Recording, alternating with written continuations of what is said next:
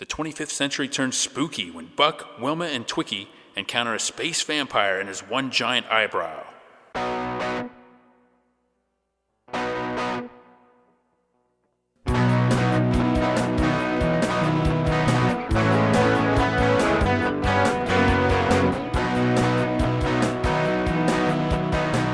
Battle of the Network shows.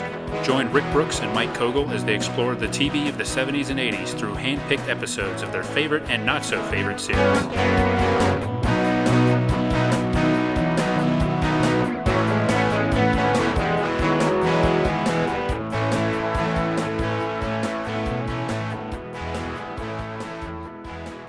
Welcome to another Battle of the Network shows. I'm Mike.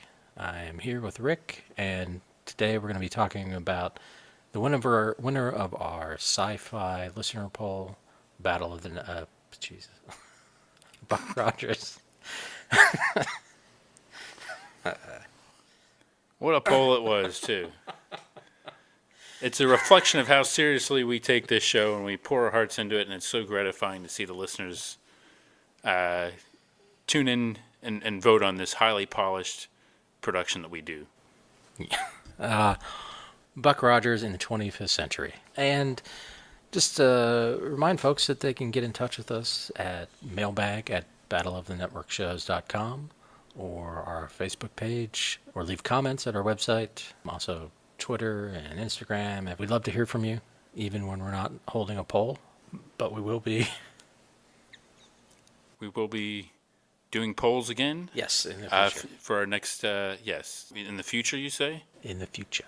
Yes. Yeah. Not necessarily the 25th century future. No. Sometime in the near future. Yeah. We plan to be around the show for a long time, but that might be pushing it. Well, unless we're somehow in suspended animation. That's right.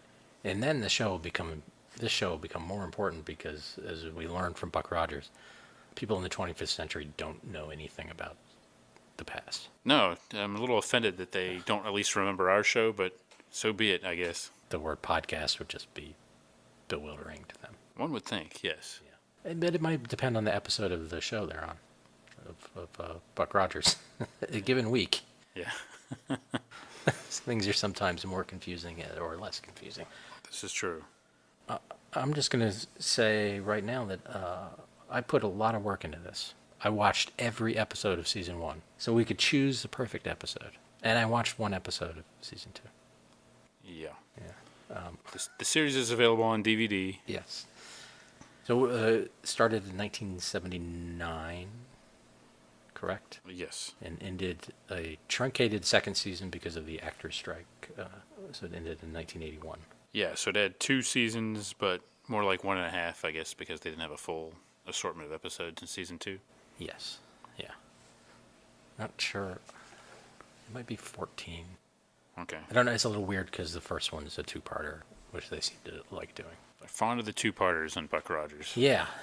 But an interesting sort of background. Buck Rogers is based on, of course, I thought it was the comic strip was the original thing, but there was a short story before that, or a couple prose stories, and that led to a comic strip and movie serials and some a weird TV adaptation in the 50s. Yeah, I've never seen that one. I think it was on ABC. Yeah. Like in the early 50s, right? Right. I don't know if it exists, or Kinescope or something. And then, we've mentioned it before, good old Glenn Larson. He saw Star Wars. He saw an opportunity. Yeah, he did. And he took advantage of it twice. And Buck Rogers premiered after Battlestar Galactica, but was in development before it. Oh, that's interesting. Yeah. I didn't know that. I guess it just took longer, the process. Like a year ago, I read a book, so I've forgotten most of what I read in that book. But it's a fun book if you like the show. It's called Buck Rogers in the 25th Century, a TV Companion, by Patrick Jankowitz. Okay. So I'm going to choose to pronounce it. How about that? With a foreword by Aaron Gray.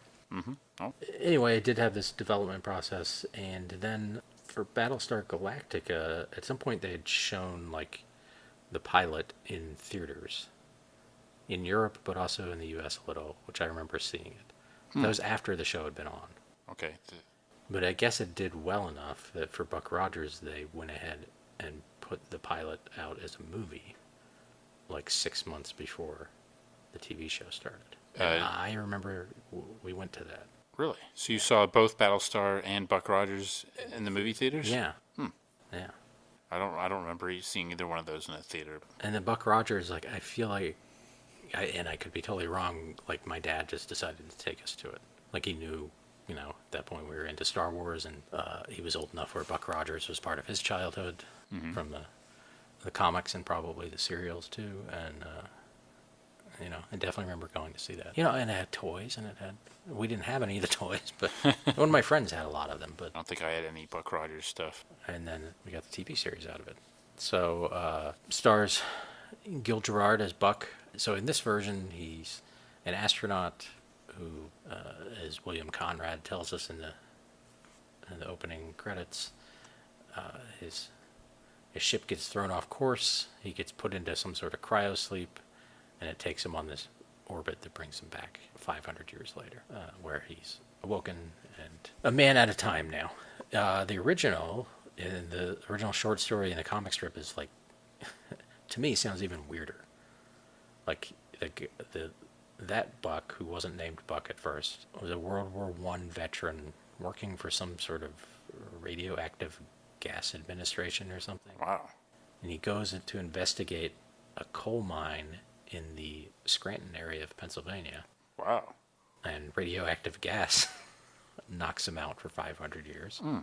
He wakes up. In that case, it's like 2419, I think. So he's just laying around in the same place, like they don't, build a bunch of like a 7-Eleven over where he's. It might have. I mean, it's coal. I don't. Yeah. I haven't read that. Okay. So I don't know how he gets out or anything. But that world is like a dystopia kind of thing, and the Wilma Deering character is part of some gang, and that gang is fighting like this bigger gang who took over the main cities. And then I guess at some point it becomes more aliens and jetpacks and all that stuff. Yeah. But and he helps them since he's a vet. He has combat fighting experience. skills. Yeah. That honestly it sounds bizarre. Yeah, it does. It does seem like Buck Rogers the name is probably very common, but I don't know if people really how much cachet that property has these days. Yeah, but it was like huge back like in the 30s or 40s, But you see pictures of the sort of merchandise that went with it, and ray guns. It would be common for kids to play Buck Rogers. Yeah, and of course in the serials, Buster Crabbe played him, and he also played Flash Gordon, which is kind of weird. It's like Chris Evans being Captain America and the Human Torch. I was gonna say that. Oh, really? Yeah, that's a property. It's an IP. Yeah. So Universal did this show, right? Yeah. The Buck Rogers and Battlestar Galactica. Yes. I mean, what's being? Do you know what's being done with Buck Rogers now? I mean, he shows up in comic books every now and then, right? They keep trying to revive him for that, but that's about all I know. TV and movies, it seems pretty dead on that front, right? Yeah. Yeah. I don't know. It seems like an adaptable idea, and I like that it's so far in the future. Yeah. Like it just always gets weird once you go past the date and things haven't lived up to 2001 or right. Back to the Future 2 or we don't have those things. Yeah, the near future. Blade Runner is like barely in our current future, I think. Yeah. So we're talking distant future here. We're not going to have to worry about that. Yeah. Yeah. Except maybe our clones will. Right. Yeah. And if they retain our current memories, then we will be dealing with this. Yeah, or if we get to the point where we can just put our brains into computers. Mm. Yeah. It's something to look forward to. Yeah. So anyway, Glenn Larson and Leslie Stevens of Search fame developed the movie, at least. He wasn't involved in the show, but created this version. And so you got Gil Gerard, as I said, as Buck, Aaron Gray, third time on Battle of the Network shows, as Wilma Deering, and Tim O'Connor as Dr. Hewer, and then there's Twiki. Bitty, bitty, bitty.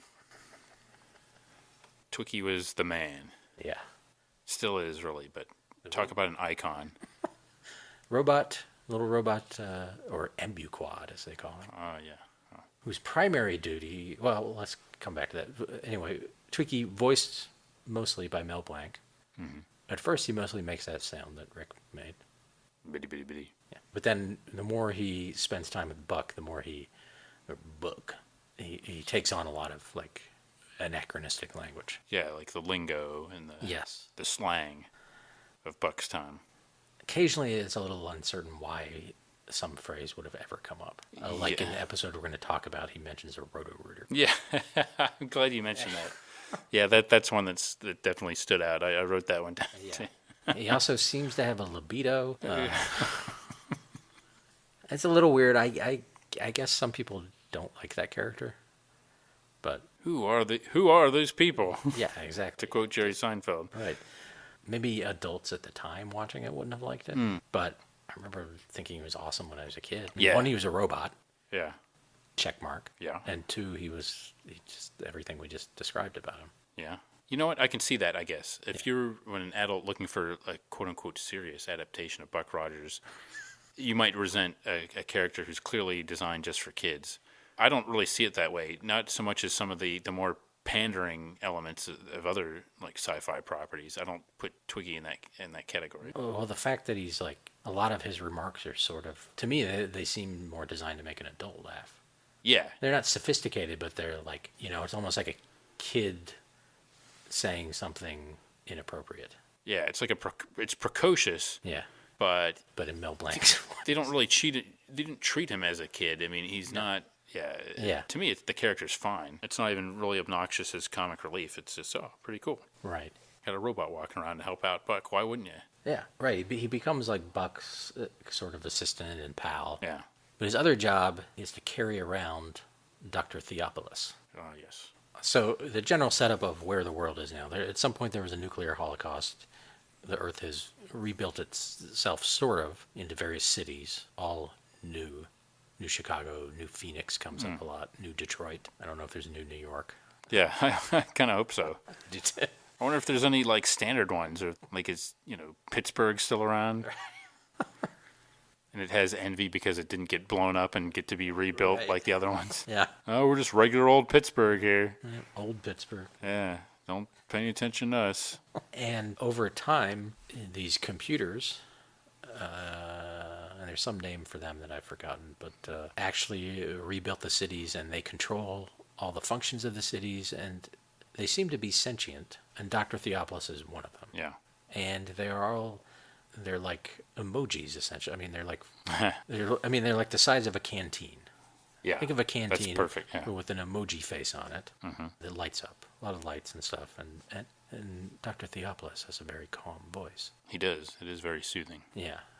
Some of the other ones, you only see the other ones really in the movie. There's like a whole council of them. Yeah.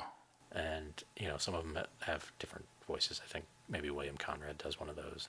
There's like a tribunal and stuff. And then there's another episode where you see sort of an evil one who has pointy eyebrows. Oh wow. And he's a different shade. He's like more, I think he's a hexagon or something. Oh, he sounds like bad news already. Yeah, and he's got an attitude. Anyway, I find that fascinating. I wish they'd explored it more. But I don't understand why they built themselves to have to be carried around. Yeah. I mean, we carry around an iPad or something. We carry around our devices, but these devices are in charge. Yeah. You had some say in the matter. That they got to this point, they're like, well, this is our best design, but we can't move. Yeah. Okay, let's design another robot that can carry us.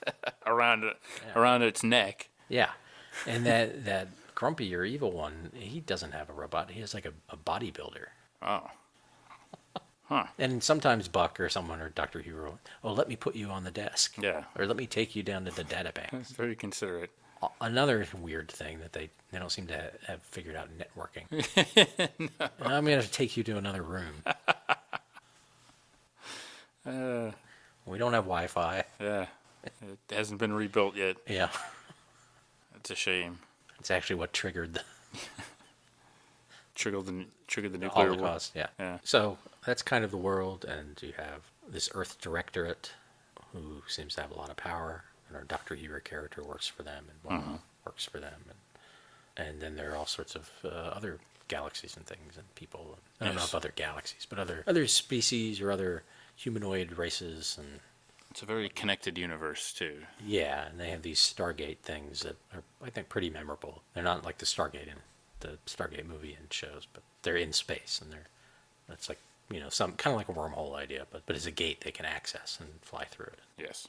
get to different spots, and that's where Buck returns from his cryogenic sleep to this Earth, not the Earth he knew. Yeah, it's much different. Everybody's dead.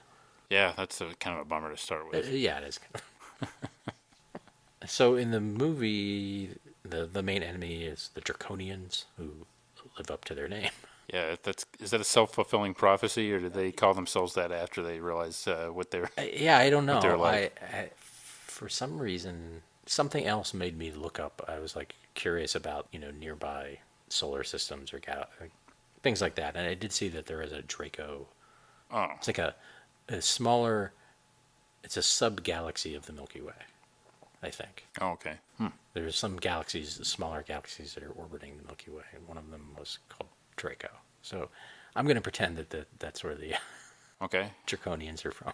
Let's go with that then. Anyway, and they're not going to be in the episode we talked about, but I don't know. They're a little bit of a throwback, I think, to sort of like what do you call it, the Yellow Peril sort of idea. Mm-hmm. Or there's just a lot of Asian influence in what's going on. Yeah, yeah. Imperial and... It's fair to say, definitely. I mean, the actors aren't Asian or anything, but... So Pamela Hensley plays Ardala, and she seems there for adults. Not like Twiki. No. Definitely a very... yeah. She plays up the sexiness of the character, let's say. Yes, that's for sure. Her outfits do too. But and she comes back in a number of episodes. She's always pursuing Buck. He's like somehow the perfect specimen of... Somehow. Yeah. And she's more likely to be wearing like a medallion of her astrological symbol around her neck than Dr. Theopop. No. Well, that too. Yeah. She's but she's essentially mostly evil. Yeah. Spoiled, or she wants to destroy the Earth because Buck didn't want to sleep with her. Yeah, but why hold that against her? Yeah. I mean, come on. She probably has a tough home background, and I'm willing to give her the benefit of the doubt. She's the oldest of like 23 daughters. I mean, Yeah. There's a lot of competition. Yeah, you have to have a certain ruthlessness to survive in that environment, so I'd give her some slack. Yeah. It seems like that maybe if she behaved better, Buck would be more willing to. Yeah, he's not unattracted. Yeah, Buck is. There's something there. Yeah.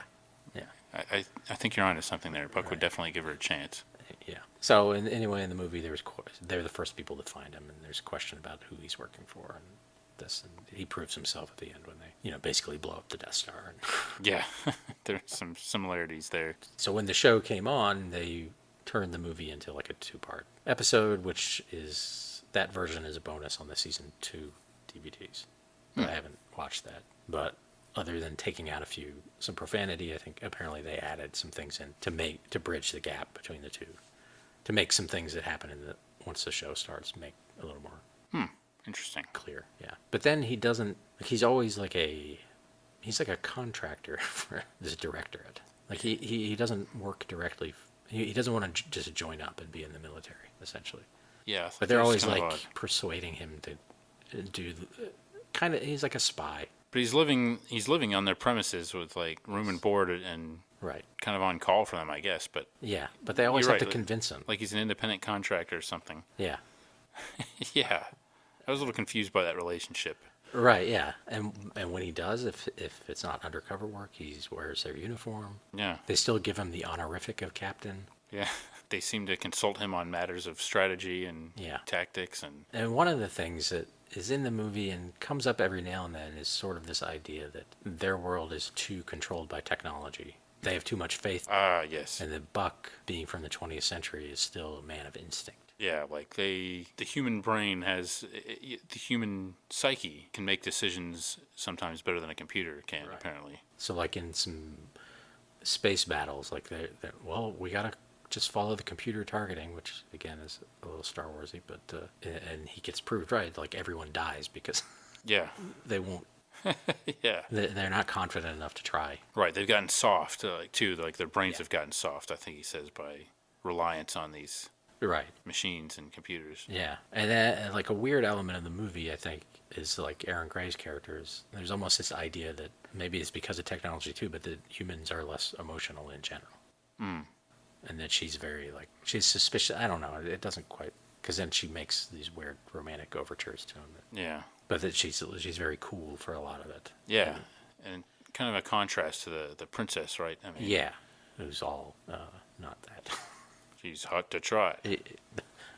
Book. Yeah. Yeah, but once they started the show, her character's a little, like, different, which I think is good. I mean, I don't think it's to your advantage to have Aaron Gray be uptight all the time. Yeah. But it does seem like over the course of the first season and what I remember and know about the second season, that they never quite got a beat on what to do with her. And I think apparently some of that, like Gil Gerard didn't like her getting too much attention. No, it's a shame. And there's some, like, she wasn't going to come back to the show after the movie, and then she did. And so, like, in the Vegas in Space episode, there's some other character who's essentially doing what her character would normally do. Yes. I watched that one, actually. Marla and Marta, yeah.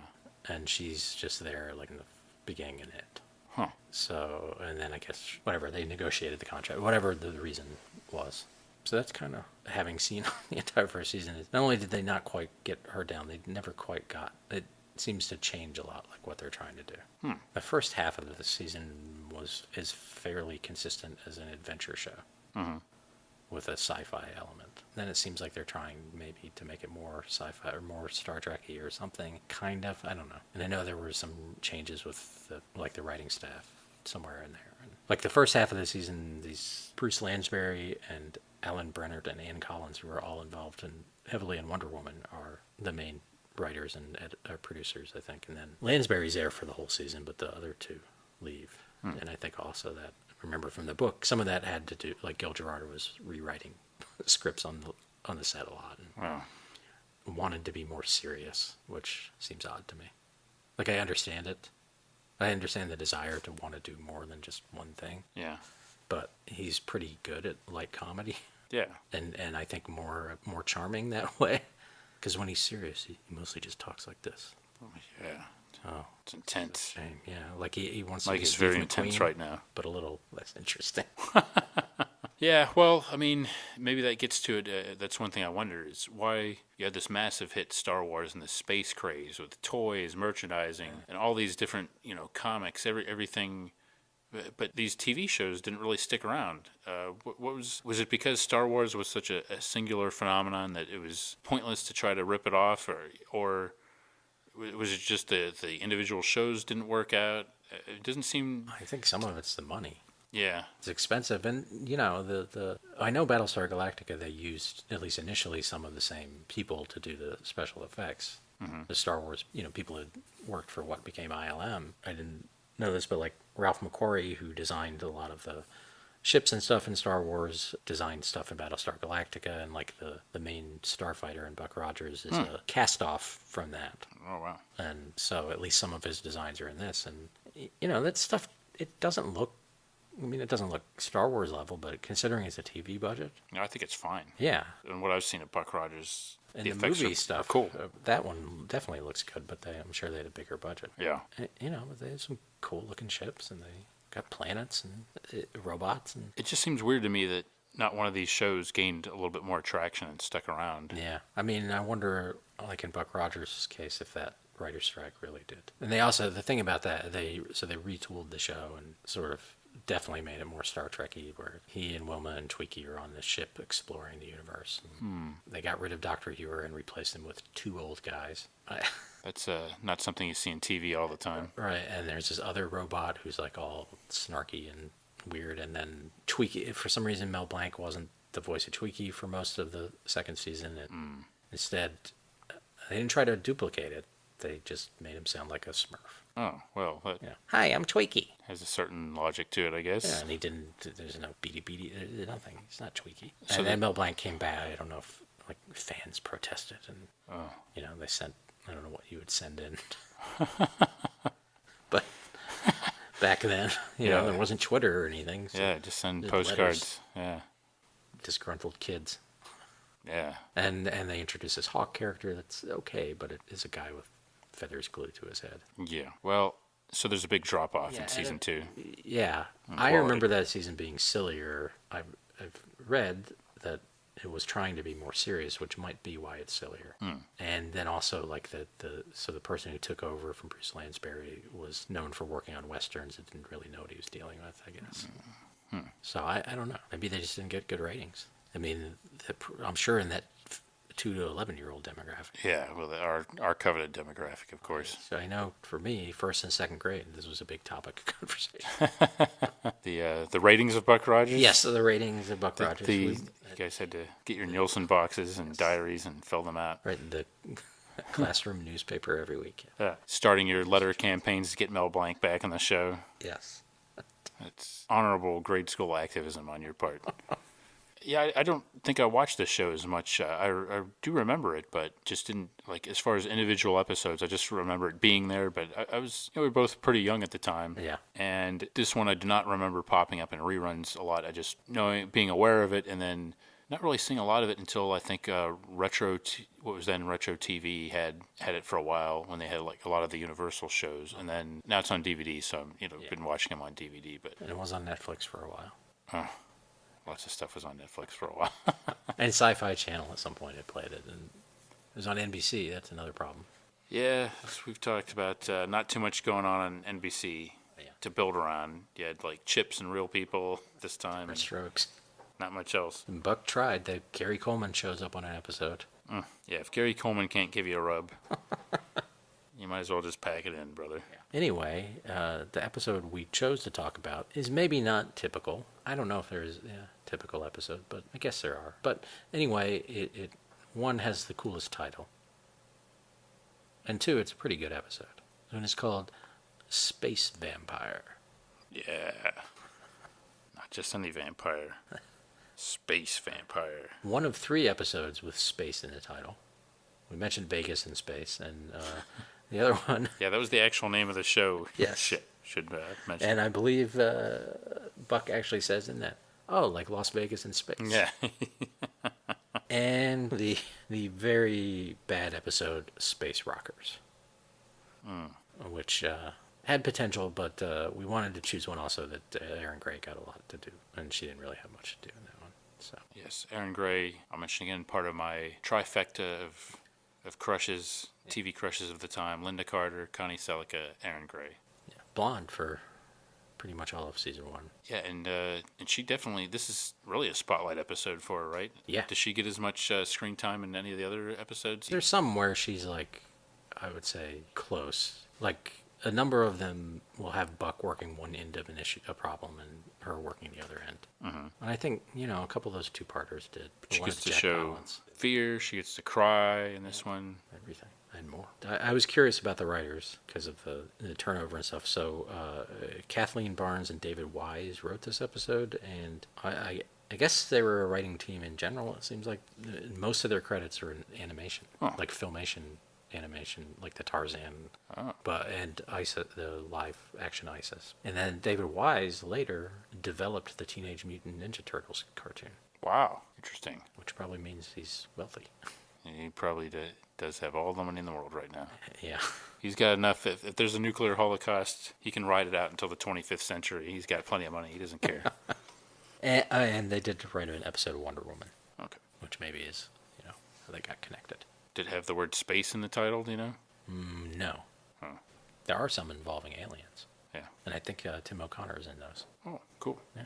So, do you know dates on this one? The 14th episode of Season 1, and it premiered Thursday at 8 p.m., January 3rd, 1980. Ring in the new year with Space Vampire. Sounds like a plan, huh? Yes. And, 8 p.m., it's kind of the family. That's the thing is, I think Buck Rogers, with the robots and stuff, it was more or less a family show, would you say, intended to be something for the whole family. Yeah, for sure. And in this one, Buck and Wilma are taking Twiki to the Theta space station to get a microdisc fixed, and the best place to do it is the Theta space station. And then they're going to go on to the planet where Gary Coleman's character lives and hang out with him. Twiki's a little jealous of that, even though he and Gary Coleman didn't get along too much. In real life, they didn't get along very. No, I that's don't know disappointing. About real life, yeah. Oh, okay. I hope also, that's not the a case. bit of Twiki trivia. It is one of a couple episodes where the main actor who wore the suit is not playing him. Oh. Felix Silla. And instead, Patty Maloney, a woman, is playing him in the episode before this, the Cruise Ship to the Stars, I think it's called. She played his girlfriend, Tina. Twiki's girlfriend, Tina? Yeah, he meets a golden version of him. Interesting. And they do some disco dancing. Oh, disco Twiki? And he might say hubba hubba. Or hot stuff. He says something. Oh, so she's wearing the suit in this one. Yeah, and this one and a couple of them in a row. Yeah. Huh, I wonder what's up with that. I don't know. Doesn't really change the performance. No, it's not exactly Andy Serkis stuff being done in the robot. But I did notice, like, in some of the early episodes when he's got Dr. Theopolis, and Dr. Theopolis has lines of dialogue that Twiki will be moving almost as if he's saying them. That's pretty cool. Which maybe maybe on the set that actor had to deliver Dr. Theopolis' lines, because Dr. Theopolis was known for refusing to do lines on the set. Yeah. He would only do lines in ADR. It's very selfish of him. Yes. Not to work with his fellow actors and robots. To carry him around. Yeah. Hey, he'd earned it by that time, I think. Yeah. So they go to the station. They're going to drop off Twiki, and they meet the Commander Royko and his amazing mustache. Yeah, dashing individual like Commander Royko, isn't he? Kind of rugged. Yeah. It seems like he and Wilma have a thing, and then it never comes back. Yeah, there looked to be some kind of subtext there in that. At least a flirtation. Yeah, they don't really pursue that. Like she gets kind of embarrassed. I don't know. Yeah, nothing comes of it at all. Maybe it was just thinking of, look, this guy's got a big mustache. We've got to address this somehow. She's going to react. She can't just be totally professional. Ooh. Let's put something in. Yeah, so. And she's gotten used to seeing Buck's hairy chest, so mustache is something new. So, Christopher Stone plays Commander Royko. Even after looking him up, I don't have a good grasp on him. He had recurring roles in Dallas and Barnaby Jones, but I'm thinking that maybe he was best known for being Dee Wallace's husband. Oh. So he was in, I think, Cujo and a couple of 80s movies, things like that. But he sort of has that, like you say, rugged is probably the little older than Buck, maybe a little weathered, but little kind of a rugged macho leader type. Well cast in this role, I would say. Yeah, I would say so. And then a freighter shows up out of the Stargate, and it seems like a derelict, and it crashes into the space station in very undramatic fashion. Yeah. I don't know. It seems like maybe something was wrong on the DVD or something, but it's realistic, I guess, in a way. Like, when they're showing the ship, it just sort of floats into it. But inside the ship, they're all the actors are doing the Star Trek thing and just throwing themselves around and stuff. Yeah. But there's no noise to it. Yeah, there's a bit of a disconnect there. Yeah. It's like you expect there to be this dramatic collision, but it's more like accidentally you forget to put your parking brake on your car and it just sort of drifts back into the car behind it. Right. You're like, oh, and you're in slow motion trying to catch up to it. It definitely has a little bit of a weird effect to it, yeah. Yeah. And while it's something involving the air, like no air goes out of the space station, but their air part of the station's air gets corrupted by the air of this freighter, and then they go on and they find a bunch of people who appear to be dead. Yeah, they look pretty dead to me. Yeah, and the doctor, Dr. Ekbar, played by Lincoln Kilpatrick, who would later be on Matt Houston. Oh, as the like a police lieutenant. I did not know that. Nice. Yeah. So anyway, he takes him to the med bay, and they find the ship's log, and they were coming from some area that is known for having this virus EL7, and that's what they suspect killed them. But the woman mentioned something like, "It's after me," the captain of the ship in the log. Yeah, she's not acting like somebody that's dealing with a virus. She's acting like somebody dealing with something coming after, some entity or person. Right. And as soon as they're near the ship for the first time, there's this red light, and Wilma starts feeling weird. Yeah. Kind of cold and uneasy about things. And yeah, just kind of shivering or kind of darting her eyes around, and just, clearly uneasy. Yeah. The doctor and Buck have a conversation after everyone's left, and the doctor basically says that he doesn't think they're dead. Biologically speaking, it seems like their spirit's been sucked out of them. Yeah. And Buck says, like a vampire? And the doctor says, in good 25th century fashion, "I'm not sure I understand." And Buck doesn't respond by explaining to him what a vampire is. He says, "I'm not sure I do either, Doc." Yeah. Let's just keep things ambiguous for now, Doc. Right. But he is suspicious of what's going on. Yeah. And he doesn't believe this virus nonsense. I mean, how would there be a virus in the 25th century? Yeah, it's much more logical to assume it's some kind of vampire. Right. That whole instinct versus computer thing. Buck knows because he's got street smarts. He's got space smarts. That's right. This isn't his first rodeo with a vampire. No, I don't think it is. Maybe they should have. You know how Battlestar Galactica did the Galactica 80? Yeah. Where the space people ended up on Earth in 1980. And they saved a lot of money by being on Earth in 1980. Yeah, it's a nice little side benefit. Maybe they should have done Buck Rogers in the 20th century. Yeah, that would be a way to save the show. Maybe like Wilma could have gone back in time with him, and then he's just like a detective. Right. That would have been disappointing. It's still wearing the same like space suit. I kind of like the suit. We'll keep that. Right. Maybe, and Twiki. He could have taken Twiki with him. Yeah, you would definitely have come in handy. Yeah. In the 20th century. Yeah, I like it. Yeah. Gil Gerard probably would have liked it. He probably would have. Except, and we'll keep Wilma Deering at the office most of the time, and I'll go out and solve the case, and she can answer phones back in the office. Right. That's Gil Gerard's radio me. Yeah. Information. Yeah, right. So, but he wants to call Dr. Hewer. We get some comic relief of Dr. Hewer trying to take care of Buck's plant. Yeah, this is a very weird storyline, was it not? It's like they didn't quite have their heart in it, but... Yeah. There's like an ongoing thing of Buck having plants and taking care of plants. Okay. There's another one where he gives Dr. Hewer one as a gift. Dr. Hewer, like, I don't know what to do with this. You know?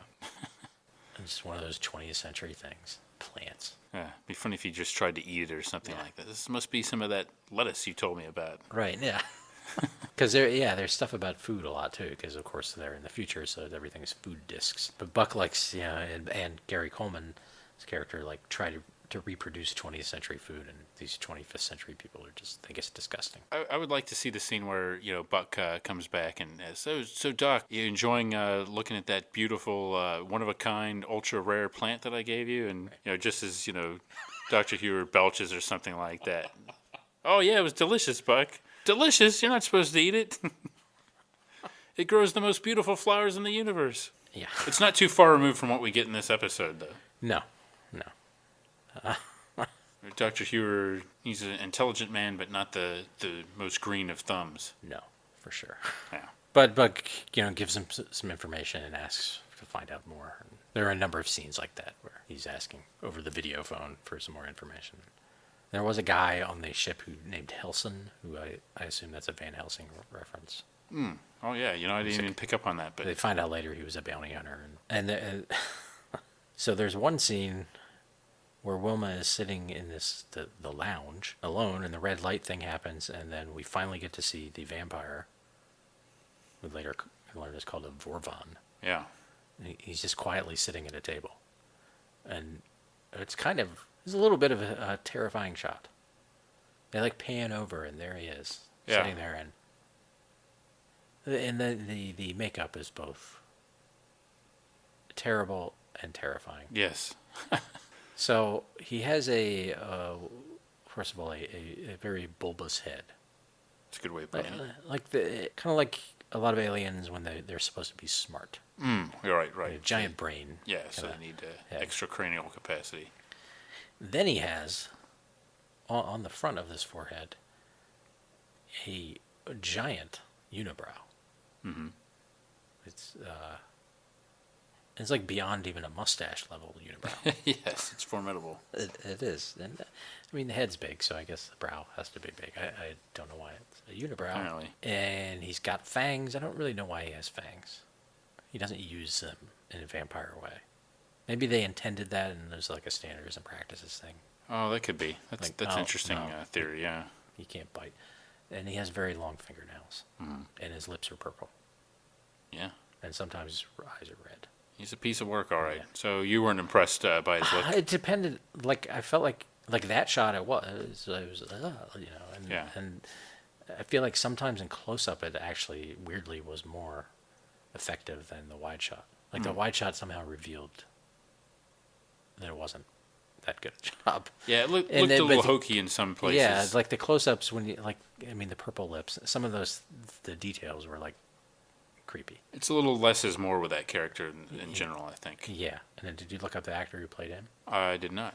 His name is Nicholas Horman. It seemed like he had a decent amount of like TV credits, but more a theater guy. But he might be most well known to people for playing Calvin Klein on 2 episodes of Seinfeld. Really? Yeah. Wow. Would not have. The same man who played the Vorvan said of Kramer, his buttocks are sublime. I never would have caught that. Amazing. No. Well, yeah. He's much better looking in this Seinfeld. They didn't do him much justice in this one, yeah. But yeah. So anyway, no one else can see him, and there are more instances where that happens, where she sees this guy and nobody else sees him. Yeah. Then the patients in the Vorvan attack the doctor and make him into one of them, and Buck is trying to convince Royko that something else is going on. Yeah, Royko is a little too steadfast on this virus thing, I think. Yeah. I lost a little patience with him, I must admit. I think so, yeah. And he's just like, it's obviously a virus. Yeah. If anyone's seeing anything else, they're hallucinating. Even though there's really bizarre things going on by this point, there's enough that would seem to question, at least make it worthwhile to explore something else. Yeah. I mean, there's like a point where Buck watches a video of Helson's, like, from his robot, and sees him fighting something invisible. Oh, yeah. That's great. Yeah. That footage. And so then he realizes he was using something to fight it, and he goes and finds this object there. But while he's there, he gets attacked by not just by the Vorvan, but by all of the dead people. Like the whole gang, yeah. Yeah. And later wakes up in the sick bay, and because he used the thing, it warded off the Vorvan, and and he's like, I've got bruises all over my body. Yeah. Can't say that's a virus. And Royko's like, well, convulsions are part of it. Yeah, he's coming up with solutions to fit his own narrative. Yeah. Now, I don't know if, like, they brought Buck to the sick bay. Clearly the dead people came back and got in bed. Yeah. But... if I may back up a little bit, yes. Is that when they're watching the invisible vampire attack, is that not the part where Twiki just says, like, he sure wasn't killed by the flu? I think so. For some reason, that cracked me up. Like later I was thinking, because it really got me for some reason. Yeah. And I thought, well, I guess he was just saying it kind of like a matter-of-factly, like, but the first time I read it, and I guess or the first time I heard it, it just sounded like just him being really sarcastic, just like kind of a wise guy kind of thing to say. He sure wasn't killed by the flu. Right. But I guess in a way, if they're talking about it being a virus, it could just be a matter-of-factly thing. But the way Mel Blanc does it just cracked me up. Because you do see a guy getting, like, pummeled around, hurled around this room. And yeah, he's right. Yeah. I mean, it's one of my favorite Twiki moments in this episode. I just wanted to get that in there. Yeah. And Buck is overwhelmed because there's so many of them. And yeah. There's kind of a hint of a good fight scene there, but he's just it's a numbers game. Right. And somewhere in between there, we had learned from Dr. Huer that Helson, like I said, was a bounty hunter who became one after his family died, and he got accused of but acquitted of murdering them. And then he vowed vengeance on the Vorvan. So I think that's the first time we hear that word.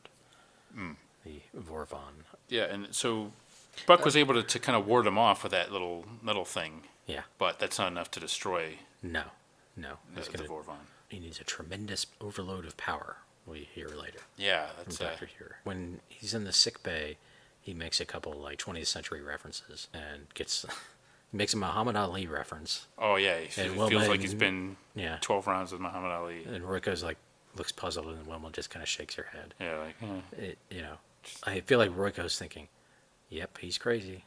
He's sick, Yeah. And then he asks for an aspirin, and Wilma has to go, oh, he means a painkiller. I've heard this one before. That's right, yeah. and the robot that had the footage got destroyed while Twiki was looking the other way. Yeah, that's a shame. So they can't even show that video. Twiki was looking the other way. That's pretty much what happens here. I think so. I was only gone for... Yeah. And then Dr. Huer finally gives us information about the Vorvan, which is, of course, a creature of legend, although the drawing of it looks exactly like the guy. Yeah. It looks like a photograph. That's pretty good resemblance, isn't it? Yeah. It's a half-dead creature who drains souls. Mm. And again, the only thing that can kill it is a tremendous overload of power, and Buck gets an idea. He goes back to his ship, which conveniently, at the beginning of the show, he was showing Wilma how to fly this ship. I don't know why he needed to show Wilma how to fly a ship. Yeah. She's a pilot. Yeah, and it comes back later, like they feel they have to address it. Like, I think that's the only reason that scene's there. Yeah. Like, because she's asked if she knows how to fly that thing. Like, what? I mean, they're spaceships. They're, Huh. Different airplanes. Well, like, you have to get different training on different airplanes. But I think maybe Buck's was a manual, and she was used to driving automatic. Yeah. Or automatic, yeah. I don't know. And it almost sounds like he owns the ship. I don't know how he does that, but he's like, oh, you got to get one for yourself or something. Huh. Like it's a sailboat. Yeah, it's like Buck owns the ship. Yeah.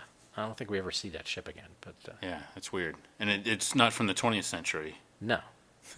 So how does he know how to fly it? She's just as trained as he is on these 25th century if not machines. More so, yeah. Yeah. Well, I think the writing team didn't get the memo that Wilma's a colonel in the Space Air Force. They need to focus on this mythology building of the Vorvon. Right. That was what was really important. Yeah, they were really hoping for a Vorvon spin-off. Yeah, I think so. Buffy the Vorvon Slayer. It could have been. Yeah. Could have been something. Anyway, he goes to his ship and he sets it up so that it's the first ship available to take off, which seems to matter. Yes, so he can manipulate everything into falling into place. And then the Vorvon attacks Wilma, and Buck again uses the thingamabob to scare him off, and then Royko shows up just in time to see Buck aiming a gun at. Yeah. I guess he just shoots him. He doesn't even use the thing. He just shoots him and he runs away. And remember that the Vorvon is invisible to everybody except who he's going to attack. Yeah, so the optics are bad, as they would say nowadays. Right. And even after Wilma says no, something was really. And Royko's just like, "Oh, you're both sick." Yeah. And he locks Buck up in jail, space jail. Yeah. That's hard time, man. It is. You just get space bread and space water for the time you're in there. Which Buck is wily. He's like, oh, thank God. Yeah. Not food discs. Yeah. Get actual bread. That's kind of a relief for him. Yeah. Wilma, he gives a break though. He's not going to lock her up like Buck, but right. Yeah. But she can't go anywhere. Right. He's confined to quarters, I guess. Right. Yeah, and of course, that's when the Vorvon gets her. Yeah.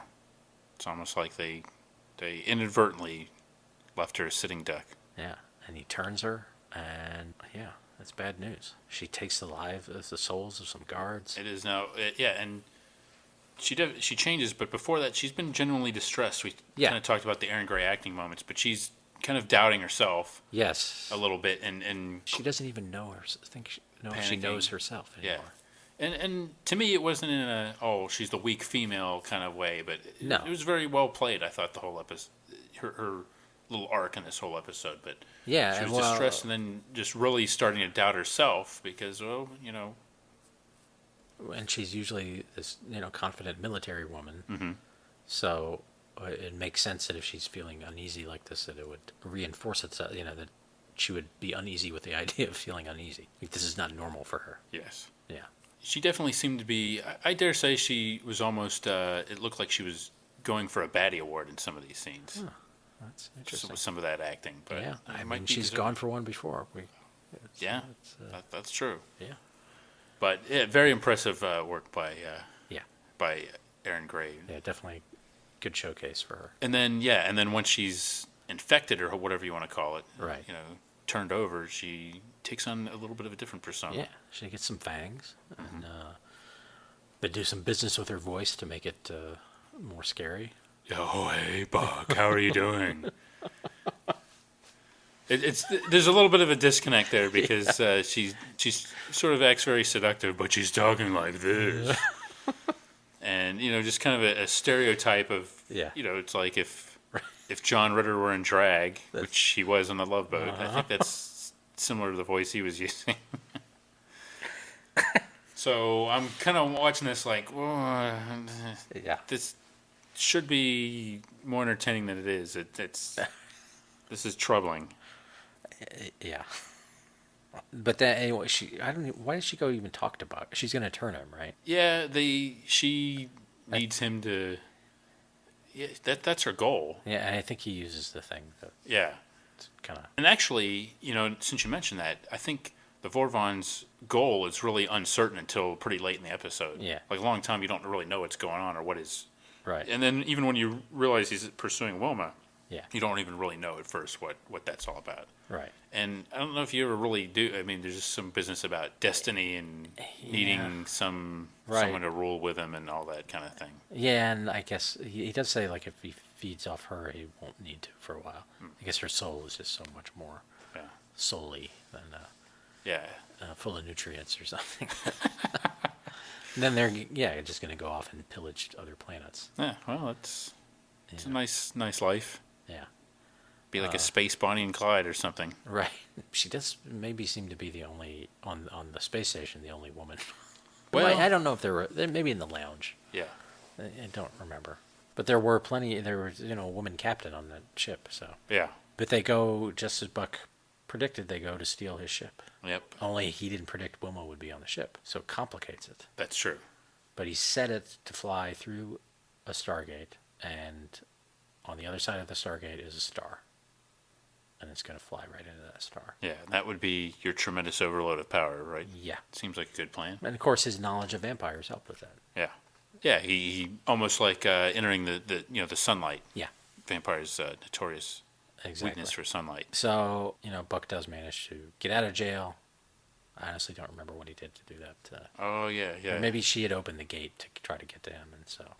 Yeah, I think she got him out of there. Yeah, and he's pursuing them in his in a starfighter, but they do go through the Stargate, and they're approaching the star, and the Vorvan basically explodes. Yeah. Although even before he does, Wilma starts she hasn't totally lost control. Yeah, she's fighting it. Yeah, because I guess she realizes because he wants her to shoot Buck down. Yeah, and she's they show her hand hovering over the Buck. Yeah.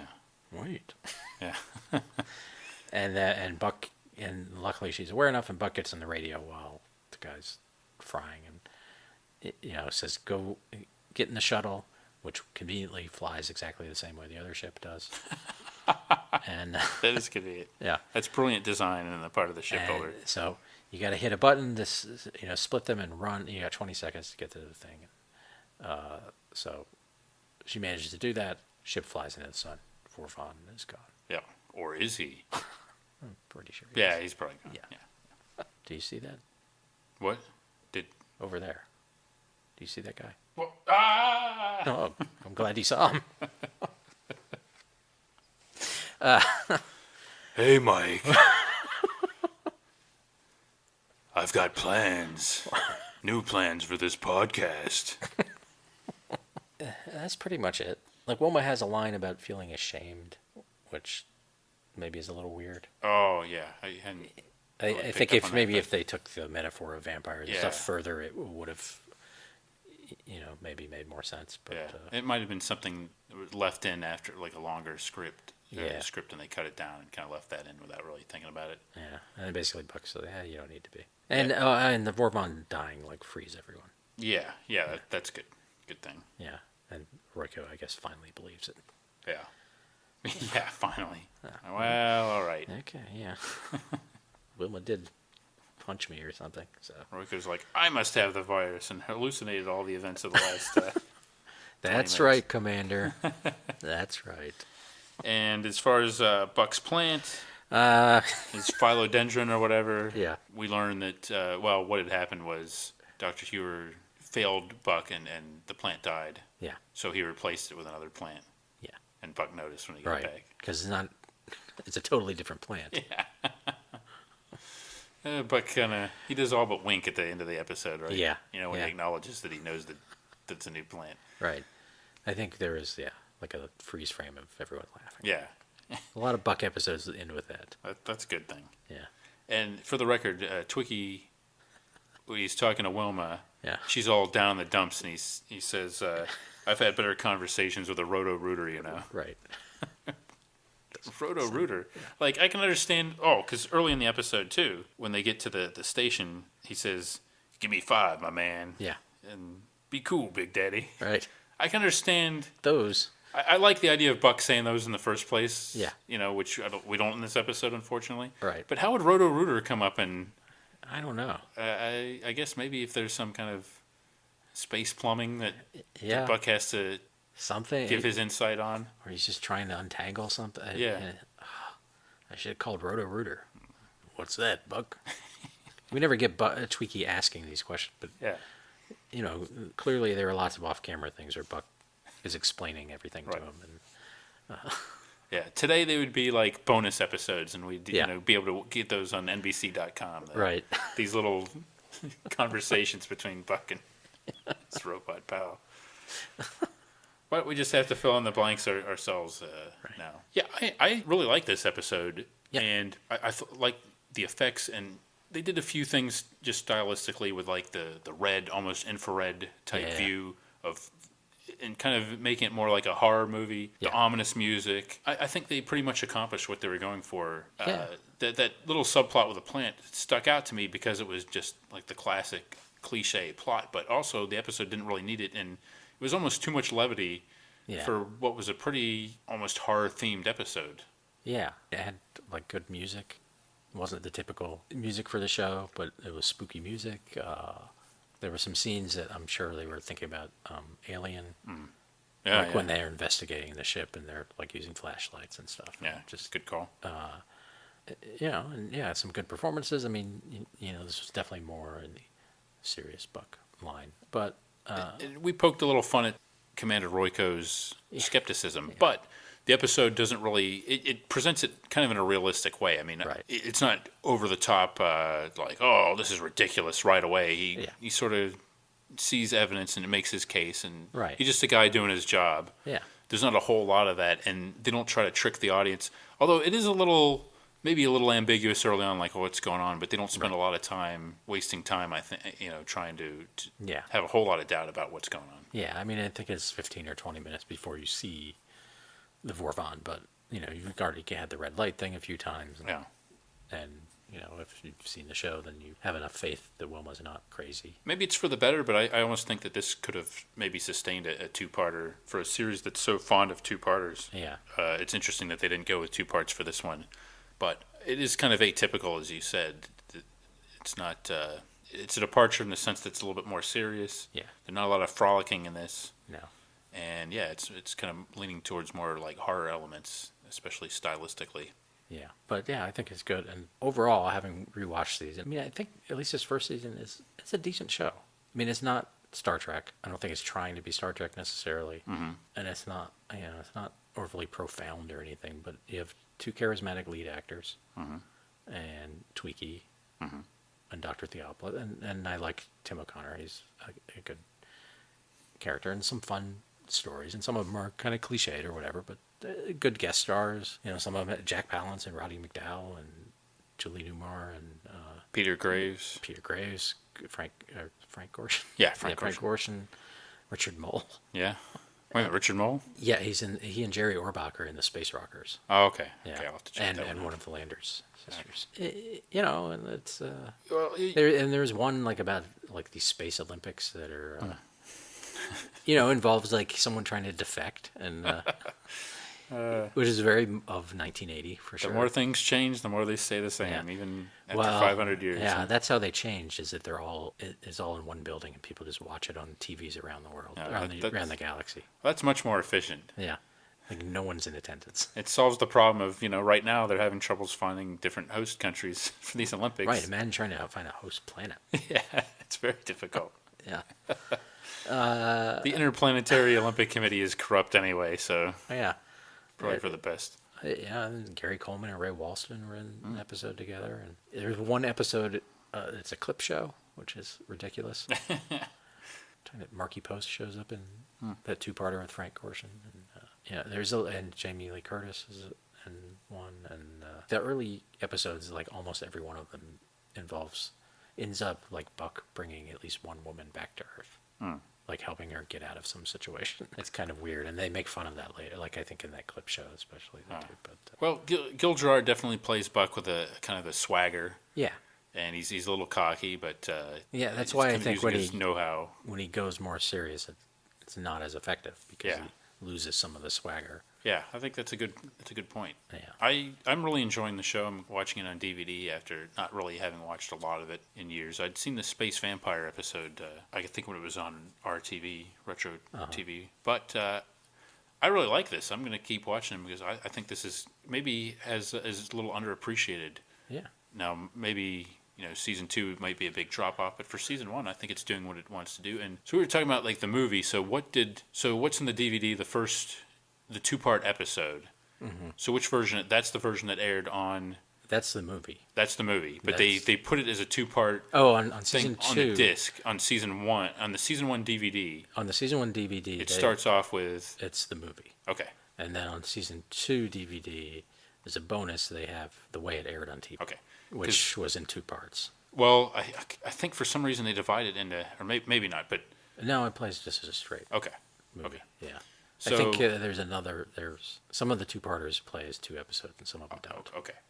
That's, I don't know. So I love the movie. I thought the movie was great. Yeah, I mean, it's very fun. It was like really good. Like probably as a movie, I would have enjoyed that. Yeah. And there's some elements that like the language and the violence was a little bit more amped up. It seemed like whether they knew that that's what they were going to do or not. But yeah, but it's still a PG even by 1979 standards. Yeah. I think that's a great way to kick off the series, and I think it's really good now. But the one thing that I do not like. I like the theme song to Buck Rogers. I think it's got a nice sweeping instrumental version. Yes, and it's good, and it's edited. It shows you the characters and everything, and sets up things good. And then, boy, at the end of that Buck Rogers movie, you hear the theme song with some guy singing lyrics to it. That was a kick in the pants for me. Are the lyrics in the opening credits too? Or are you just too distracted by the visuals of that? It's possible. I don't remember them because I remember like laughing when I just remember laughing out loud of like, oh my God, this is terrible. And it wasn't so much the lyrics, but the singing is just so inappropriate. It's like, it's like a guy.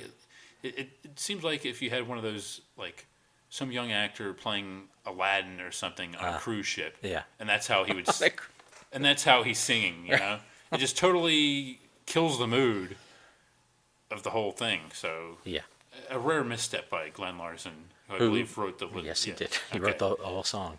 Yeah,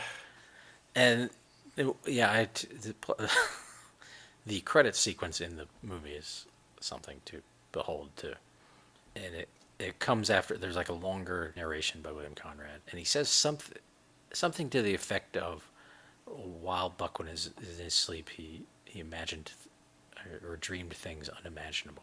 And then it's like this, 3 or 4 minute, or maybe 2 minute, but the song's playing, and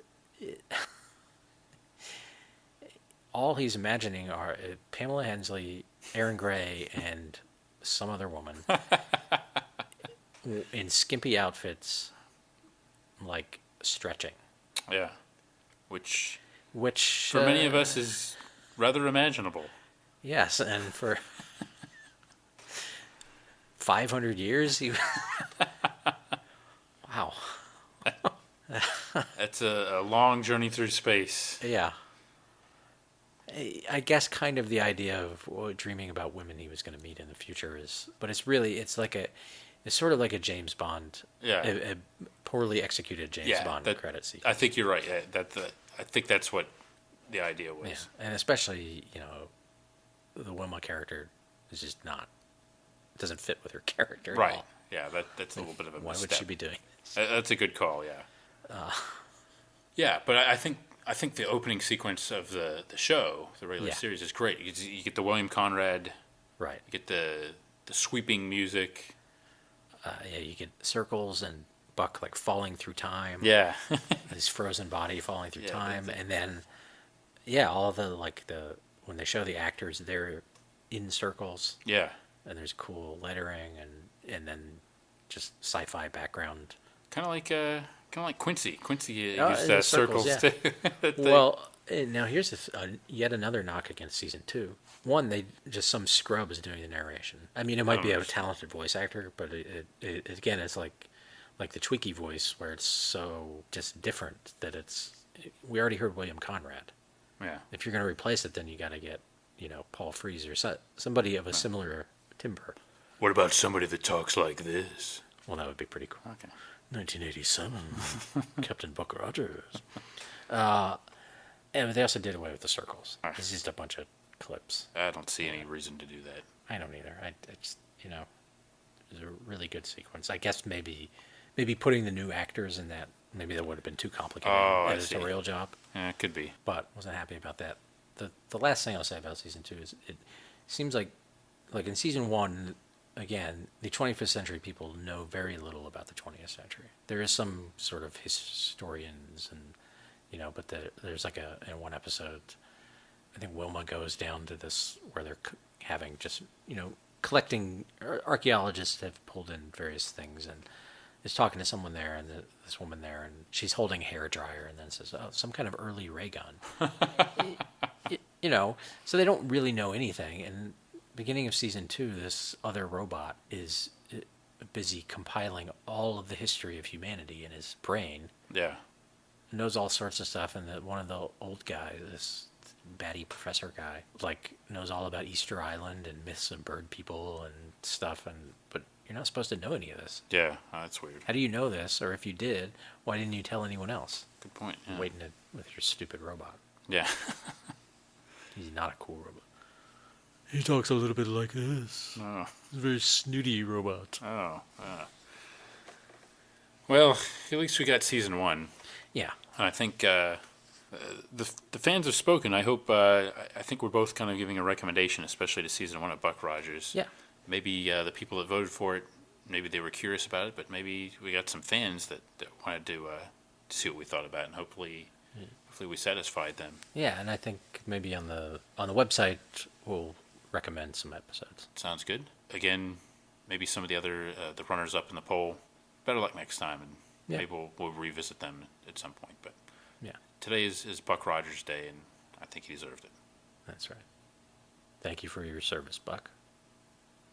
And we'll see you in the 25th century. Bitty, bitty, bitty. This episode brought to you by Space Tweezers for the Vorvon in your life. Also try new space nail clippers. This episode also brought to you by Theta Station, the best compufactoring facility in the quadrant. After all, you don't want to go blowing a tube the next time you're out boogieing with your girlfriend Tina.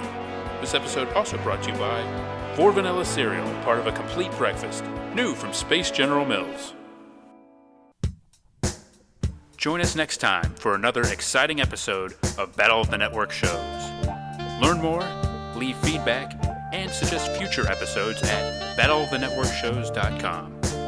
Follow us on Twitter at BatNetShows, and like our Facebook page, facebook.com/battleofthenetworkshows.